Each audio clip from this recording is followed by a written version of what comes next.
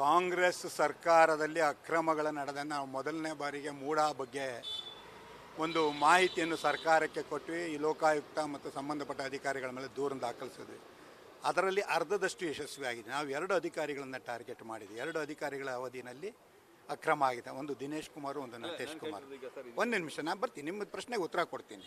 ಅದರಲ್ಲಿ ದಿನೇಶ್ ಕುಮಾರ್ ಬಗ್ಗೆ ಈಗ ಕ್ರಮ ಆಗಿದೆ. ಅದೇ ರೀತಿ ನಂತರದ ದಿನಗಳಲ್ಲಿ ಸರ್ಫರಾಜ್ ನವಾಜ್ ಅಥವಾ ಸರ್ಫರಾಜ್ ಖಾನ್, ಯಾರು ಜಮೀರ್ ಅಹಮದ್ ಆಪ್ತ IAS ಅಧಿಕಾರಿ, ಅವರು ಅಕ್ರಮ ಹಣ ಗಳಿಕೆ ಮಾಡಿ ಕಾಕನಕೋಟೆ ಪ್ರದೇಶದಲ್ಲಿ, ಕಬಿನಿ ನೀರಾವರಿ ಪ್ರದೇಶದಲ್ಲಿ ಅಕ್ರಮ ರಿಸಾರ್ಟ್ಗಳನ್ನ ನಡೆಸ್ತಾ ಇದ್ದಾರೆ, ಅಕ್ರಮ ಆಸ್ತಿಗಳನ್ನು ಹೊಂದಿದ್ದಾರೆ ಅಂತೇಳಿ ರಾಜ್ಯ ಸರ್ಕಾರಕ್ಕೆ, ಲೋಕಾಯುಕ್ತಕ್ಕೆ ಮತ್ತು EDಗೆ ದೂರನ್ನು ಸಲ್ಲಿಸಿದ್ವಿ.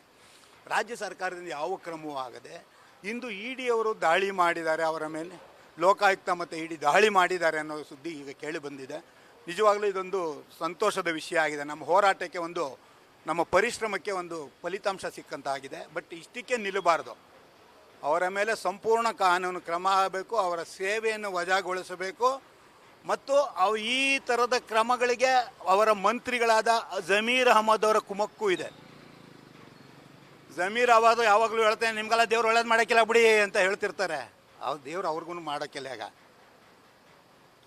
ಅದನ್ನು ಆಗಬೇಕು ಅಂತಂದರೆ ಜಮೀರ್ ಅಹಮದ್ ಅವರು ಮಾಡಿರೋ ಅಕ್ರಮಗಳನ್ನು ಸಹ ಸರ್ಕಾರ ಪರಿಗಣನೆಗೆ ತಗೋಬೇಕು.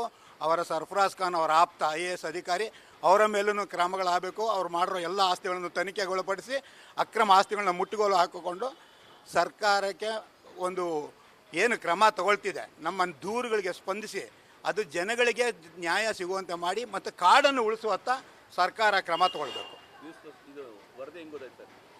ನನಗೆ ಫಸ್ಟ್ ನಾವು ವರದಿ ಕೊಟ್ಟಾಗ ನ್ಯೂಸ್ ಫಸ್ಟ್ನಿಂದ ಈಗ ಮಾಹಿತಿ ಮಾಡಿ ಹೇಳಿದ್ರು, ಈ ಥರ ವರದಿ ರೈಡ್ ಆಗಿದೆ ಸರ್ಫರಾಜ್ ನೆವಲೆ ಅಂತ. ಹಾಗಾಗಿ ಬಹಳ ಸಂತೋಷ ಆಯಿತು. ಈ ಎಲ್ಲ ಕ್ರೆಡಿಟು ನ್ಯೂಸ್ ಫಸ್ಟ್ಗೆ ಸಿಗತ್ತೆ ಅಂತ ನಾನು ಹೇಳ್ತೀನಿ.